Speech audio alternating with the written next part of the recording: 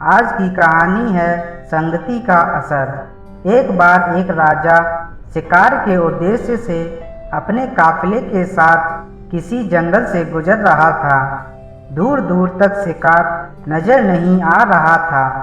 वे धीरे धीरे घनघोर जंगल में प्रवेश करते गए। अभी कुछ ही दूर गए थे कि उन्हें कुछ डाकुओं के छिपने की जगह दिखाई दी।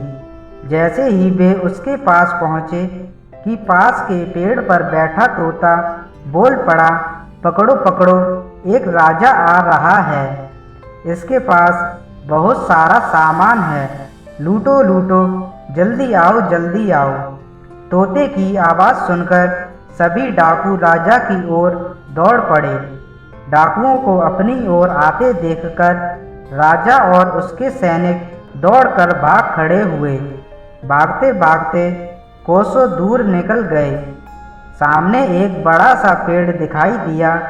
कुछ देर सुस्ताने के लिए उस पेड़ के पास चले गए।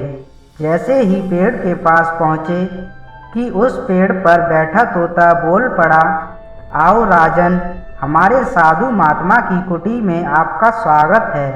अंदर आइए, पानी पीजिए और विश्राम कर लीजिए। तोते की इस बात को सुनकर राजा हैरत में पड़ गया और सोचने लगा कि एक ही जाति के दो प्राणियों का व्यवहार इतना अलग अलग कैसे हो सकता है। राजा को कुछ समझ नहीं आ रहा था। वह तोते की बात मानकर अंदर साधु की कुटिया की ओर चला गया। साधु महात्मा को प्रणाम कर उनके समीप बैठ गया और अपनी सारी कहानी सुनाई और फिर धीरे से पूछा, ऋषिवर, इन दोनों तोतों के व्यवहार में आखिर इतना अंतर क्यों है? साधु महात्मा ने धैर्य से सारी बातें सुनी और बोले, ये कुछ नहीं राजन, बस संगति का असर है।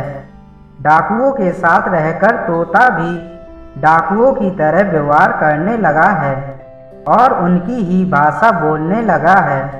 अर्थात जो जिस वातावरण में रहता है वह वैसा ही बन जाता है। कहने का तात्पर्य यह है कि मूर्ख भी विद्वानों के साथ रहकर विद्वान बन जाता है और अगर विद्वान भी मूर्खों के संगत में रहता है तो उसके अंदर भी मूर्खता आ जाती है।